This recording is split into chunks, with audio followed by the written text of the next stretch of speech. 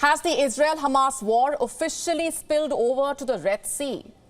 This particular question is buzzing across capitals in West Asia, courtesy the Houthis. The Iran-backed rebels have been escalating tensions there. They are attacking foreign vessels and disrupting the flow of trade. And the US and allies are issuing stern ultimatums. The Iranian regime has sent a warship. Oil prices have started to skyrocket, and all of these signs point at a full-blown war, a war that could have severe repercussions globally.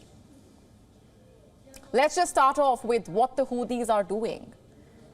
They have been firing missiles at shipping vessels, and in the latest instance, a Malta-flagged container ship came under attack. It reported seeing 3 explosions towards its port quarter. This happened about 24 kilometers southwest of Yemen's Mocha. Why a Malta-flagged ship? Didn't the Houthis promise to attack Israeli ships only? Well, here's what the British maritime security firm Abre had to say. Let me quote. It was assessed this particular vessel was not Israel-affiliated, but other vessels in the operator's fleet had regularly called Israel, and this affiliation might have been sufficient for her to be targeted. This is not the only incident, by the way. On Sunday, Houthi fighters attacked a Singapore-flagged commercial vessel. They even tried to board the ship, but were repelled by American helicopters. The naval battle led to 3 Houthi boats sinking and 10 militants dying. 48 hours after this incident, the Houthis issued a statement vowing to punish the US for its actions. The situation has reached a point where Americans have resorted to militarizing the Red Sea, and their reckless actions are affecting international navigation, serving the interests of Israeli enemy. America is the instigator of wars, problems and chaos, and it disturbs security on land and sea. They have committed a major crime by targeting our armed naval forces who were carrying out their official and routine duties in the Red Sea for the sake of navigation security. With this action, America has opened fire on itself and brought danger to its own interests. It will not escape punishment and retaliation.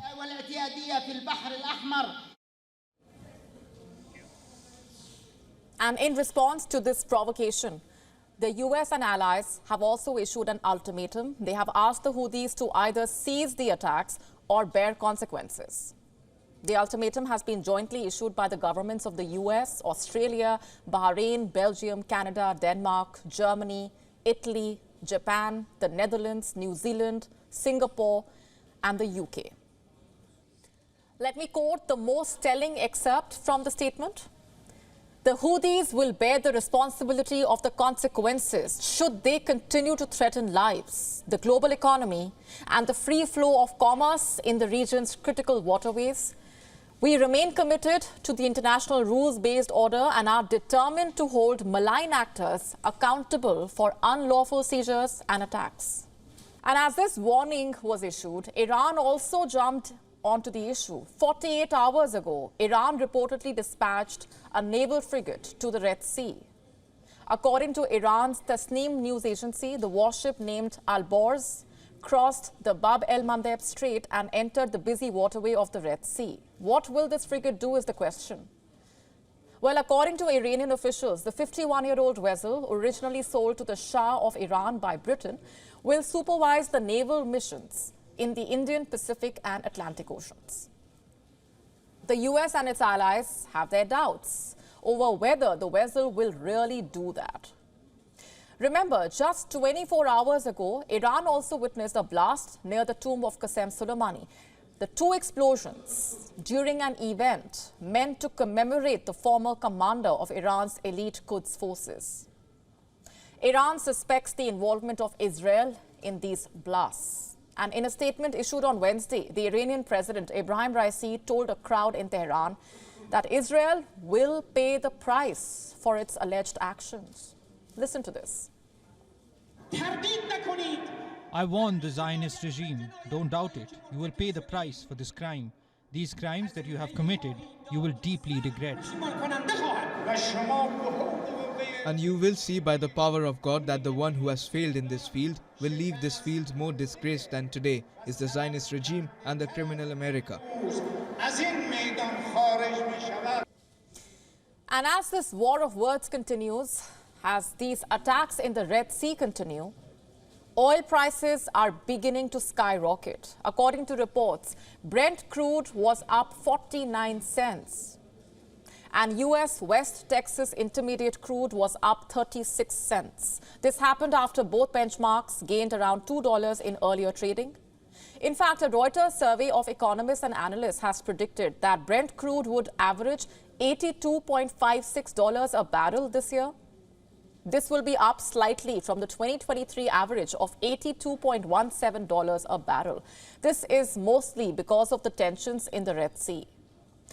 And that's not all. This crisis has also boosted shipping costs and triggered inflation worries. Freight rates, you see, are increasing daily and additional surcharges are being levied.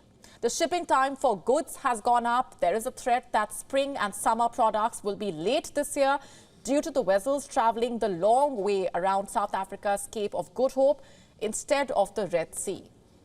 And all of this could lead to inflation in countries around the world. The consequences could be damaging because a host of countries are going to polls next year. The list includes the US itself. The country cannot afford inflation in an election year, and this could lead to political turmoil and public dissatisfaction. So at the end of the day, a lot hangs in the balance because of what's unfolding in the Red Sea. If there is a full-scale war, the repercussions will be felt across the world. WION now available in your country. Download the app now. Get all the updates on the move.